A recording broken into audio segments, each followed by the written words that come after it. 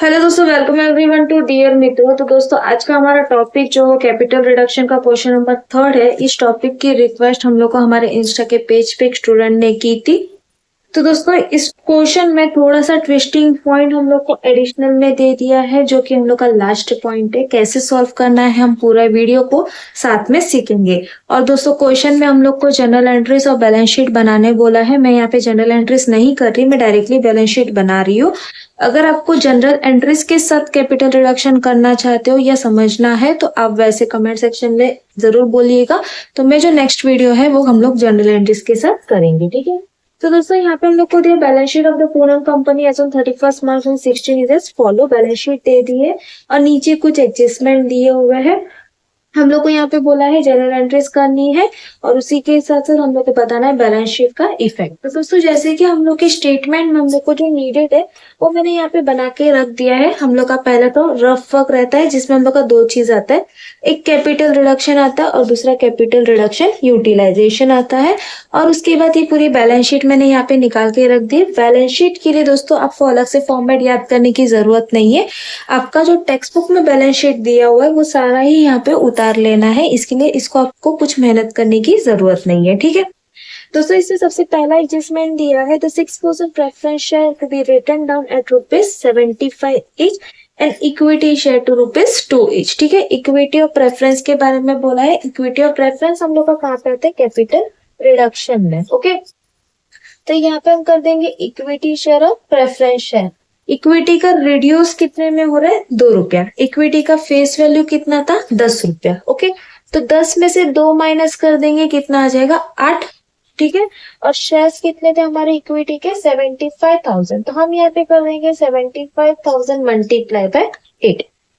Equity shares आ गया हम लोग का कितना, 6 लाख, ठीक है। वैसे ही आपको प्रेफरेंस का करना है। अब प्रेफरेंस का फेस वैल्यू कितना है, 100।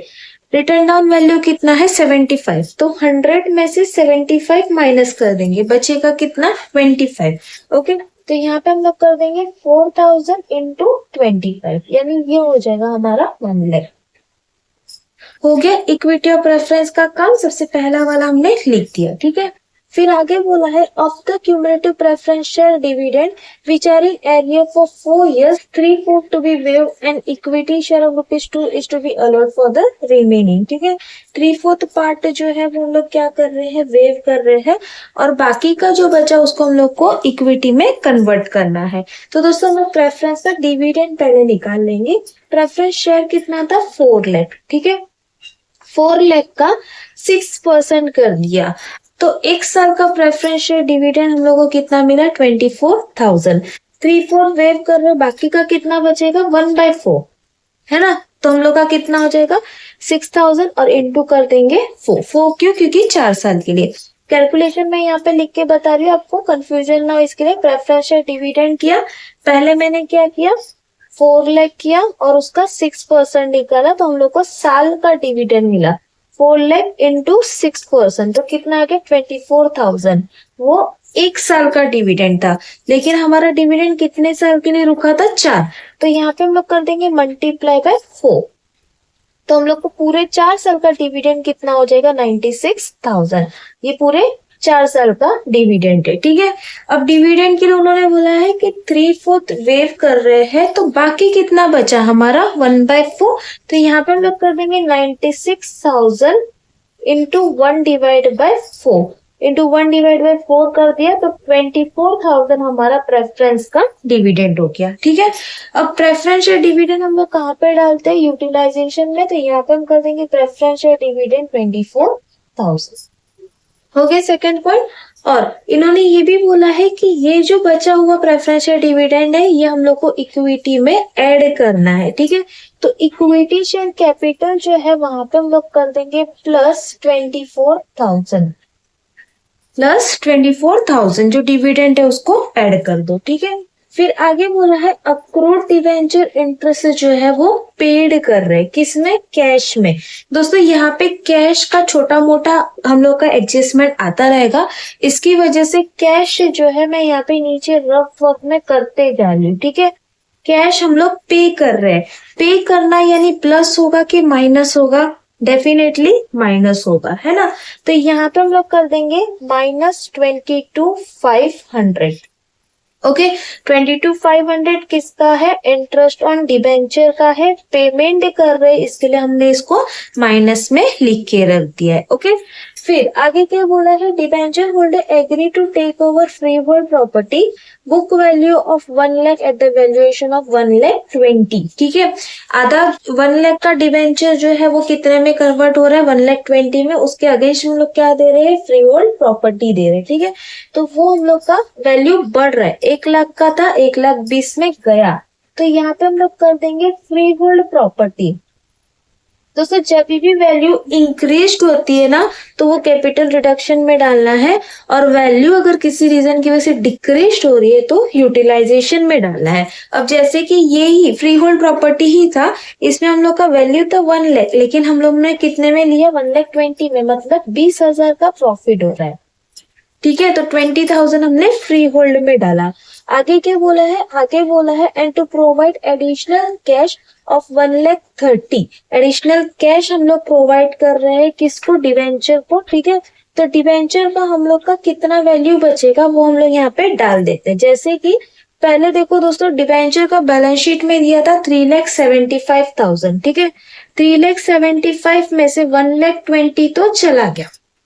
ओके, माइनस कर दिए, यानी अभी हम लोग का डिवेंचर का बैलेंस कितना बचा है? 2,55,000। कितना बचा? 2,55,000, और उसमें हम लोग एडिशनल कैश और प्रोवाइड कर रहे हैं 1,30,000 का, तो इसमें 1,30,000 हमने ऐड कर दिया, यानी डिवेंचर हम लोग का कितना हो जाएगा? 3,85,000। ओके, ये हो गया। फिर आगे क्या बोला है दोस्तों? पेटेंट, गुडविल और प्रिलिमिनरी एक्सपेंस जो है वो रिटर्न ऑफ कर रहे हैं। रिटर्न ऑफ करते हैं तो हमारी वैल्यू घट रही है, यानी यहाँ पे डालेंगे। तो यहाँ पे हम लोग क्या कर देंगे? गुडविल की कीमत थी 1,30,000। फिर उसके बाद आया पेटेंट, जिसकी कीमत हम लोग की हो गई 3,37,500। फिर उसके बाद आया प्रिलिमिनरी एक्सपेंस, जिसकी कीमत है 1 लाख। और पीएनएल का डेबिट, ये भी हम लोग का इंटेंजिबल है, तो यहाँ पर हम लोग कर देंगे पीएनएल डेबिट 4,35,000। ओके, ये डाल दिया। आगे stock to be written off 65,000। Stock भी वैल्यू घट रही है, तो वो भी हम लोग यहाँ पे डाल देंगे। स्टॉक कितने से घट रही है? 65,000 से। ठीक है, फिर उसके बाद बेड डेट रिजर्व हम लोग को दिया है, वो भी हम लोग यहाँ पे कर देंगे 68,500 से घट रहा है। ठीक है, और आगे उन्होंने बोला है रिमेनिंग फ्री होल्ड प्रॉपर्टी जो है वो कितने में लेके जा रहे हैं? 3,87,500, यानी रीवैल्यू हो रही है। ठीक है, अब दोस्तों यहाँ पे देखिए, पहले हम लोग को फ्री होल्ड प्रॉपर्टी कितनी दी थी? टोटल हम लोग को कितना दिया था? 4,25,000। ठीक है, फ्री होल्ड प्रॉपर्टी कितनी दी थी? 4,25,000, जिसमें से 1 लाख वाला तो हम लोग ने कर दिया डिवेंचर में एडजस्ट 1,20,000 में। ओके, तो बाकी कितना बचेगा हम लोग का? 3,25,000 बचेगा, है ना। 4,25,000 में से 1 लाख माइनस कर दोगे तो 3,25,000 बचेगा। 3,25,000 का फ्री होल्ड जो है वो कितने में लेके जा रहे हैं? 3,87,500, यानी रीवैल्यू हुई, वैल्यू कितनी है? 3,87,500।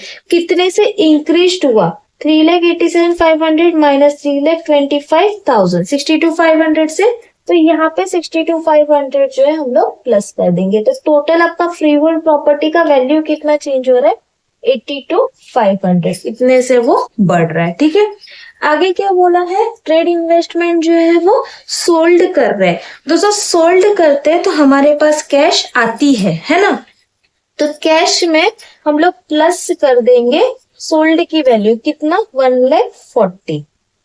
किसका वैल्यू था? इन्वेस्टमेंट का, हमने बेच दिया। ठीक है, फिर आगे क्या बोला है? Directors accepted settlement of the loan 90% as to 90% thereof by the allotment of equity share of ₹2 each, 5% in cash and the remaining are to be waived। ठीक है, डायरेक्टर लोन के बारे में बोल रहे हैं, तो डायरेक्टर लोन का हम लोग पहले देख लेते हैं किस तरीके से हम लोग का कैलकुलेशन चलेगा। ठीक है, मैं यहाँ पे पीछे बता रही हूँ।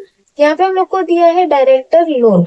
डायरेक्टर लोन दोस्तों टोटल कितना दिया हुआ है हम लोग का? 1 लाख, जिसमें से उन्होंने बोला 90% जो है वो इक्विटी शेयर दे रहा है, 5% जो है वो कैश दे रहा है और बाकी का 5% जो है वो खुद वेव कर रहा है, बराबर। 90% इक्विटी में, 5% कैश में, 5% वो खुद वेव कर रहा है। तो 1 लाख का अगर हम 90% कर देंगे दोस्तों तो कितना आ जाएगा 90,000। 1 लाख का 5% कर देंगे तो कितना हो जाएगा 5,000 और ये भी हमारा कितना हो जाएगा 5,000। ओके, तो ये हमारा किसका है, डायरेक्टर लोन। तीनों के एंट्री कैसे करनी है वो देखिए दोस्तों। पहला वाला किस में दे रहा है, इक्विटी में, तो इक्विटी में जाओ, इक्विटी में 90,000 को प्लस कर दो, ठीक है। दूसरा वाला किस में दे रहा था, कैश में, कैश में जाओ, कैश में 5,000 प्लस कर दो। किसका था, डायरेक्टर लोन का था, तो वो भी मैं यहाँ पे लिख दे रही हूँ। तीसरा हम लोग का वो खुद वेव कर रहा है, तो वो लायबिलिटी हमारी कम हो रही है, तो यहाँ पे हम लोग लिख देंगे डायरेक्टर लोन कितना 5,000। देखो दोस्तों, असेट्स कम होता है तो यूटिलाइजेशन में डालना है और लायबिलिटी अगर कम होती है तो रिडक्शन में डालना है, ठीक है। आगे बोला है there were a capital commitment totalling 2,50,000. This contract are to be cancelled on the payment of 5% on contract price as a penalty. तो हम लोग को सिर्फ पेनल्टी का ही पैसा यहाँ पे दोस्तों डालना है, तो हम यहाँ पे पेनल्टी का पैसा कैसे डालेंगे, 2,50,000 का सिंपल से हम लोग को 5% कर देना है, ठीक है। तो यहाँ पे हो जाएगा 2,50,000 का 5%, 12,500 और ये पेनल्टी हम खुद पे कर रहे हैं, यानी हमारे कैश में से बैलेंस जाएगा, तो यहाँ पे माइनस हो जाएगा। मैं यहाँ पे नीचे लिख रही हूँ 12,500, ये किसका है, पेनल्टी का। मैं हर चीज का स्टेटमेंट बता रही हूँ कि कौन सी एंट्री मैंने यहाँ पे डाली है, ठीक है। और दोस्तों ट्रेड इन्वेस्टमेंट जो हम लोगों ने सोल्ड किया, वो ट्रेड इन्वेस्टमेंट हम लोगों को यहाँ पे डालना है, ट्रेड इन्वेस्टमेंट डाल देंगे। देखो वो इन्वेस्टमेंट हम लोगों ने प्रॉफिट में सोल्ड किया है ना, तो यहाँ पे हम लोग का कितना परसेंट प्रॉफिट हो रहा है, 55,000 माइनस 1,40,000 में सोल्ड हो रहा है, यानी 85,000 का हम लोग को प्रॉफिट हो रहा है, ठीक है।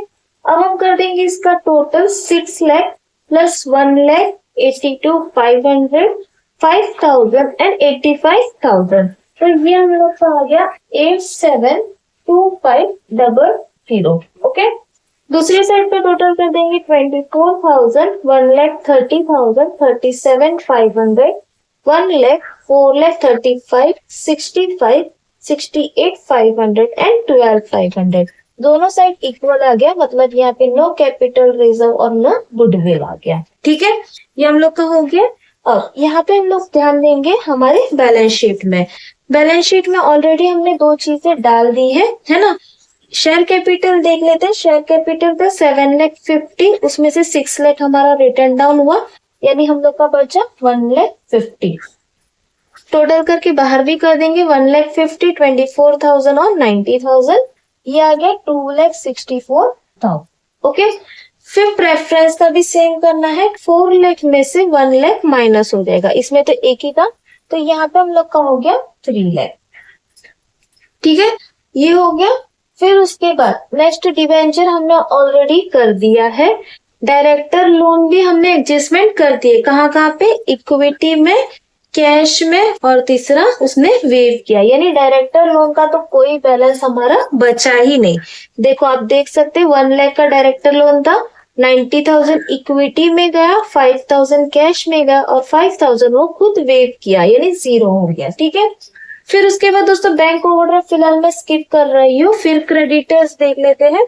क्रेडिटर्स में हमने कोई छेड़खानी की नहीं है, तो क्रेडिटर जैसा है वैसे का वैसे ही लिख दो, 3 lakh. Okay, other current liability में हमारा अक्रूड डिवेंचर इंटरेस्ट था, तो वो डिवेंचर इंटरेस्ट भी हमने पे कर दिया था कैश में, तो ये भी हमारा 0 हो जाएगा, ठीक है। पेमेंट हो गया तो वो 0। अब टोटल कर देंगे 2,64,000, 3 लाख, 3,85,000 एंड 3 लाख, तो ये टोटल जो है वो आया 12,49,000। ये पहला काम हो गया। फिर उसके बाद असेट्स पे चलते। असेट्स में सबसे पहला हमारा फ्री होल्ड प्रॉपर्टी था। जैसे मैंने पहले ही बताया, फ्री होल्ड प्रॉपर्टी में वैल्यू इंक्रीज थी, है ना, तो हमारा जो भी वैल्यू है फ्री होल्ड प्रॉपर्टी का कितना है, 4,25,000, उसमें ये इंक्रीज वैल्यू डाल दो 82,500, यानी 4,25,000 प्लस 82,500 कर दिया, तो ये आ गया 50,750। ओके। फिर उसके बाद प्लांट के लिए हमने कोई छेड़खानी नहीं की है, तो प्लांट जैसा है वैसे का वैसे ही डाल दो। गुडविल दोस्तों हमने रिटर्न ऑफ कर दिया है, निकाल दिया है, यानी goodwill, patent, preliminary expense, PNL 0 हो जाएगा, है ना। इन्वेस्टमेंट भी हमने सोल्ड किया तो इन्वेस्टमेंट भी नहीं आएगा।